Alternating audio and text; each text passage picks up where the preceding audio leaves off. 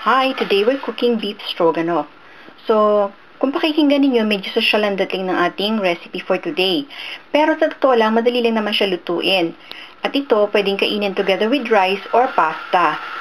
So, our ingredients for our beef stroganoff ay we need beef. So, yung beef natin is sliced thinly and then cut into strips. This is about 1 kilo. We need 1 can ng sliced button mushrooms. Yung liquid niya, tinabi ko rin para pansabaw natin mamaya.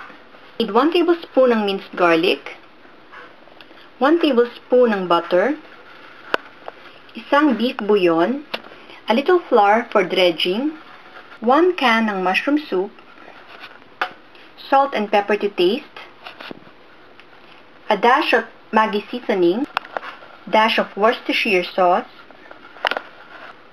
sour cream, a little bit of olive oil, and minced onions.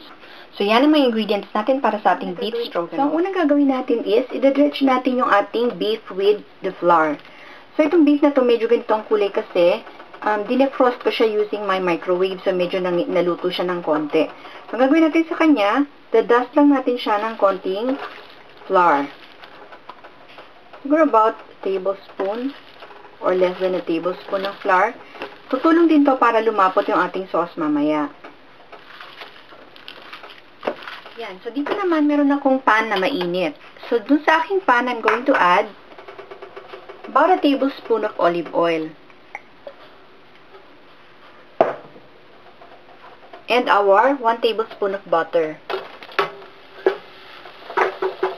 So, kailangan mainit yung ating pan kasi i-brown natin yung ating beef. Ready to put in our beef.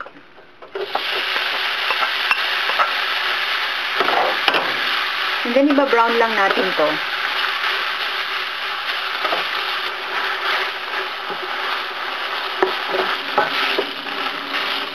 So, medyo brown na yung ating beef. Ang gagawin natin dito, hahanguin muna natin siya sa isang plate.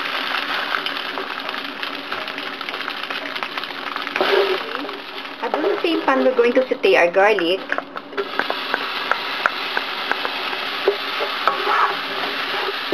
Pag medyo brown na siya, add na natin yung ating onion. This is about 1/4 cup ng onion. Minced onion. Paglanta na yung ating onions, we will add our mushrooms.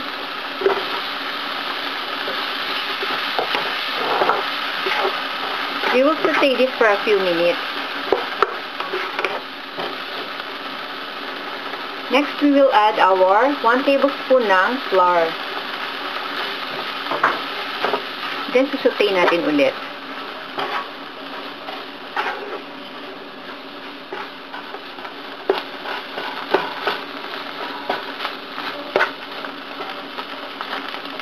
And then, ibabalik natin yung ating beef.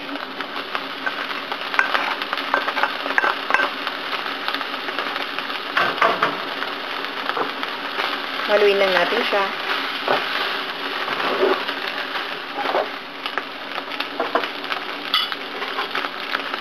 And then, i-add natin sa kanya yung ating mushroom soup.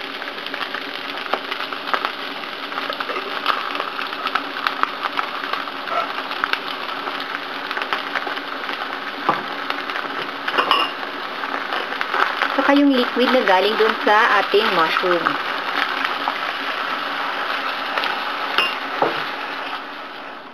Since kailangan natin palambutin yung ating beef, pwede rin natin dagdagan pa siya ng extra water.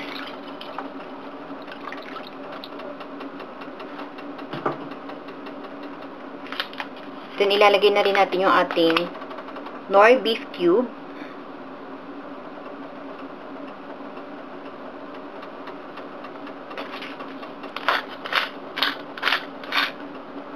Pepper, a dash of our Maggi seasoning, and our Worcestershire sauce. So, a few drops lang. So, we will cover this and let it simmer until our beef becomes tender. So, babalik tayo. So, yan, kumukulo ang ating stroganoff, but hindi pa siya malambot. So, hayaan lang natin siya. Takpan natin ulit. Yan. So, medyo na-reduce na ng konti yung ating sauce. So, since itong ating stroganoff ay maninipis yung ginamit ko na beef, malambot na siya. So, actually, pwede na to ituloy lutuin. Okay, yung last na ina-add natin sa kanya is our sour cream. So, that's 1 cup ng sour cream. Ngayon, kung sa Pilipinas, nahihirapan kayo maghanap ng sour cream, you can use yung evaporated milk.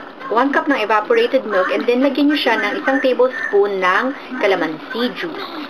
Ngayon, hayaan nyo muna siya na mag-curdle o magbuo-buo bago nyo siya gamitin dito. So, yun ang isang alternative para sa sour cream. So, ito na yung ating sour cream. I-mix na natin siya sa ating stroganoff. If you have grated cheese, pwede nyo rin siya lagyan ng grated cheese para cheesy yung lasa ng inyong stroganoff.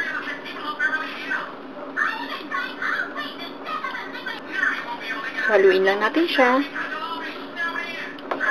hanggang ma-mix thoroughly. Tikman natin.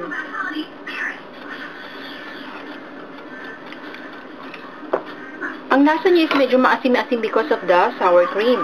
Pero ganun talaga ang lasa ng stroganoff. So, I'm gonna add a little bit of salt. Ngayon, i-adjust nyo na lang yung taste kung ano sa tingin nyo yung kulang. Say, gusto nyo pa dagdagan ng Maggi seasoning, o kaya naman yung Worcestershire sauce, pwede nyo ring lagyan pa. I have some leftover cheese dito. Lagyan ko siya ng konti.